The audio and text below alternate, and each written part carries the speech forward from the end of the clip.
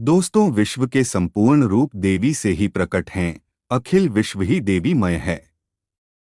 ऐसे मां आदि शक्ति की उपासना का पावन पर्व चैत्र नवरात्रि इस महीने की 17 तारीख तक यानी 17 अप्रैल 2024 तक मनाया जाएगा। हिंदू धर्म में चैत्र नवरात्रि का विशेष महत्व माना जाता है। ऐसा इसलिए क्योंकि इसी दिन से हिंदू नववर्ष यानी कि नव संवत्सर की भी शुरुआत होती है। होली के बाद चैत्र नवरात्रि का आरंभ होता है और इस दौरान मां दुर्गा की आराधना की जाती है। चैत्र नवरात्रि को बड़ी नवरात्रि भी कहते हैं। देवी तुलजा भवानी बड़ी माता मानी जाती है तो चामुंडा माता छोटी माता जाती हैं। बड़ी नवरात्रि को बसंत नवरात्रि और छोटी नवरात्रि को डोट शारदीय नवरात्रि कहते हैं। दोनों के बीच 6 महीने की दूरी है।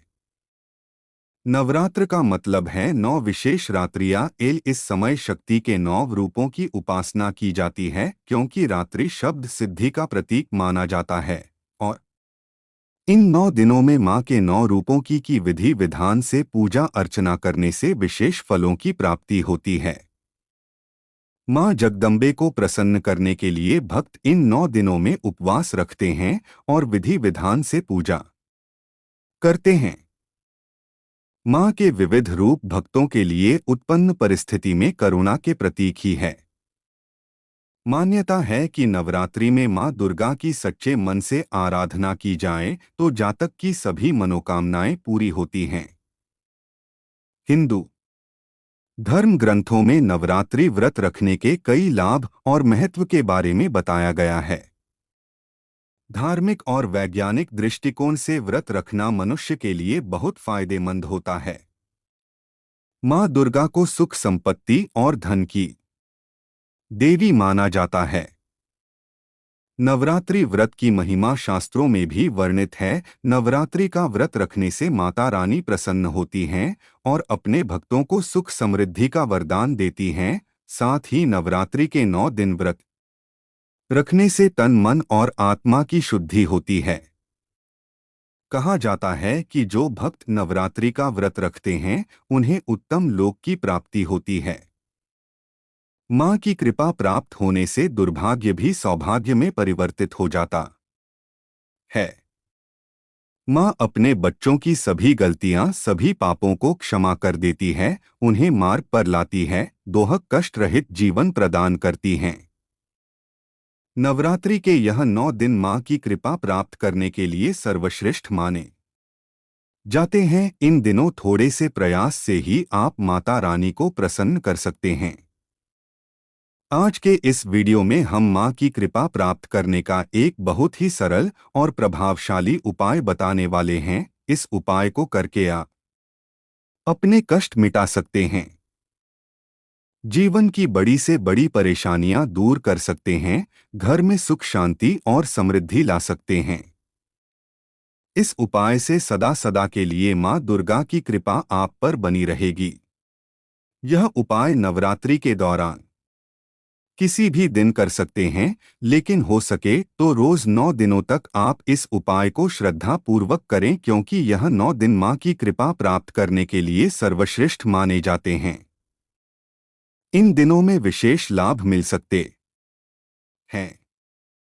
आगे बढ़ने से पहले आपसे रिक्वेस्ट करते हैं कि वीडियो को लाइक जरूर करिएगा, दोस्तों को शेयर कर दीजिएगा और अगर आपने अभी तक चैनल को सब्सक्राइब नहीं किया है तो चैनल को सब्सक्राइब करके बेल आइकन जरूर दबाइए। दोस्तों, स्वच्छता पवित्रता का ख्याल तो हम हर मंगल समय पर करते ही हैं, लेकिन फिर भी यह उपाय करने के लिए स्नानादि कर स्वच्छ वस्त्र परिधान करें। अशुभ रंग के कपड़े ना पहने। नारंगी, लाल, गुलाबी, पीले, हरे ऐसे शुभ रंग के कपड़े पहनकर आप पूजा आराधना करें। मां के समक्ष लाल ऊनी आसन लगाकर बैठ जाएं। देवी देवताओं को नमस्कार करें, कलश को नमस्कार करें। कलश के मुख में विष्णु जी, कंठ में रुद्र तथा मूल में ब्रह्मा का वास होता है और कलश के मध्य में देवीय मातृ शक्तियां निवास करती हैं। उन्हें नमस्कार करके पूजन की शुरुआत करें। अगर आपने अखंड ज्योत नहीं जलाई है तो आप सबसे पहले कलश के सामने धूप दीप प्रज्वलित करें।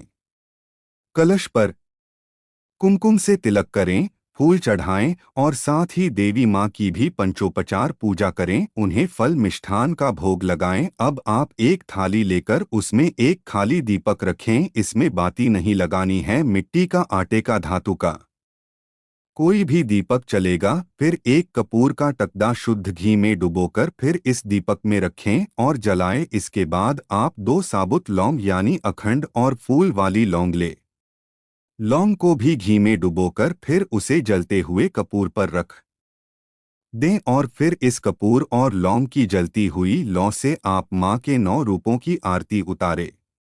आरती उतारते समय माँ का नाम स्मरण करें। सबसे पहले जय माँ शैलपुत्री कहते हुए माँ शैलपुत्री की 2 बार आरती उतारे। फिर आप जय माँ ब्रह्मचारिणी कहते हुए माँ ब्रह्मचारिणी की 2 बार आरती उतारे और ऐसे ही आप जय माँ चंद्रघ 2 बार माँ चंद्रघंटा की आरती उतारे। इसी प्रकार 2 बार माँ कुष्मांडा की, 2 बार माँ स्कंद माता की, 2 बार माँ कात्यायनी की, 2 बार माँ कालरात्रि की, 2 बार माँ महागौरी की और 2 बार माँ सिद्धिदात्री की आरती उतारे। आरती के बाद आप उस थाली को देवी माँ के सामने रख दें। अब आप माँ के नवार्ण मंत्र का एक माला जाप करें। मंत्र है ओम ऐं ह्रीं क्लीं चामुंडाय विचय। इससे माँ दुर्गा की 9 शक्तियाँ जागृत हो जाती हैं। मंत्र जाप के पश्चात देवी माँ को नमस्कार करके अपने कष्ट समस्याओं का लेखा जोखा माँ के सामने रखें। उन्हें अपनी हर परेशानी बताएं, उन समस्याओं के निराकरण की विनती करें और सदैव कृपा बनाए रखने का आशीर्वाद मांगकर प्रार्थना करें। मनोकामना की पूर्ति के लिए प्रार्थना करें। दोस्तों, नवरात्रि में इस तरह देवी माँ का पूजन करने से माँ की असीम कृपा प्राप्त हो जाती है। पूजन और व्रत का पूर्ण फल प्राप्त होता है। सुख, समृद्धि, आरोग्य, यश की प्राप्ति होती है।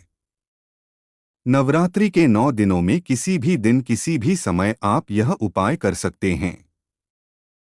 लेकिन यह 9 विशेष सिद्धिदायक रात्रियों का पर्व है, इसलिए इस उपाय को शाम के बाद करने से विशेष शुभता मिलती है, पुण्य फलों में वृद्धि होती है। नवरात्रि में अगर आप कलश स्थापना नहीं कर पाए हैं या किसी कारण व्रत भी धारण नहीं कर पाए हैं तो यह आसान सा उपाय करके आप दुर्गा माँ की कृपा पा सकते हैं। हर नवरात्रि पर यह उपाय करने से सदा सदा के लिए देवी माँ की कृपा बनी रहती है और जिन पर देवी माँ की कृपा होती है उनका दुर्भाग्य भी सौभाग्य में बदल जाता है। दोस्तों, इस उपाय पूजा आराधना के साथ ही नवरात्रि में जरूरी है कन्या पूजन। शास्त्रों के अनुसार 2 वर्ष की कन्या के पूजन से दुख दरिद्रता दूर हो जाती है। 3 वर्ष की कन्या के पूजन से धन धान्य की कमी नहीं होती, परिवार में संपन्नता आती है। 4 वर्ष की कन्या की पूजा से परिवार का कल्याण होता है। 5 वर्ष की कन्या को पूजने से निरोग जीवन मिलता है। 6 वर्ष की कन्या की पूजा से विद्या विजय राजयोग की प्राप्ति होती है। 7 वर्ष की कन्या का पूजन करने से ऐश्वर्य की प्राप्ति होती है। 8 वर्ष की कन्या के पूजन करने से वाद विवाद में विजय प्राप्त होती है। 9 वर्ष की कन्या का पूजन करने से शत्रुओं का नाश होता है और अरार कार्यों में सफलता मिलती है।